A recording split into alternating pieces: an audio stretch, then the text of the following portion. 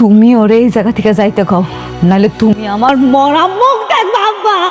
হ্যাঁ হ্যাঁ, অনিকের চাচা তো মেঘলার পেটের সন্তানকে ধাইয়ানিকে দিয়ে বদলিয়ে মরা সন্তান রেখে দিল। শুধু তাই না, এদিকে তো অনিকের চাচা মেঘলার পেটের সন্তানকে বৃষ্টিকে দিবে লালন পালন করার জন্য। তাই ভিডিওটির মূল টপিকে ফিরে যাওয়ার আগে আপনারা যারা এখনো আমাদের চ্যানেলটিকে সাবস্ক্রাইব করেন নাই তারা অবশ্যই গাইস নিজের ভাই মনে করে চ্যানেলটিকে সাবস্ক্রাইব করে দিবেন এবং সেই সাথে ভিডিওটাতে লাইক করে দেখতে থাকুন। ছবি আর গরিব ঘরের রাজপুত নাটকের 37তম পর্বের শুরুর দিকে আপনারা দেখতে পারবেন যে মেঘলা তো অনিককে ভুল বুঝে অনেক রাগারাগি করবে, আর এদিকে অনিক তো মেঘলার কাছে ক্ষমা চাইলেও মেঘলা তো কোনোভাবে অনিককে ক্ষমা করবে না। অনিক রাতুলের চক্কর উপরে মেঘলাকে কিন্তু অনেক অন্যায় করেছে, মেঘলার সাথে খারাপ ব্যবহার করেছে, এতে কিন্তু অনিকের কোনো দোষই নেই এবং সেই সাথে রাতুলের জন্য অনিককে আজকে এই খারাপ পরিস্থিতিতে দাঁড়িয়ে এত কান্নাকাটি করতে হচ্ছে এবং সেই সাথে তার সন্তানকেও হারাতে হলো এবং সেই সাথে এদিকে তো আশ্চর্যজনক ঘটনা ঘটে যাবে। কেননা আপনারা তো দেখতে পারবেন যে অনিকের চাচা আসলে ওই ধাইয়ানি মহিলা, যে মহিলাটা মেঘলার পেটের সন্তান হতে সাহায্য করলো, সেই মহিলাটাকে তো আগে থেকে অনিকের চাচা বলেছিল মেঘলার পেটের সন্তানকে যে কোনো ভাবে বদলিয়ে এই মরা সন্তান রাখতে হবে এবং সেই সাথে তার মানে মেঘলার পেটের সন্তানকে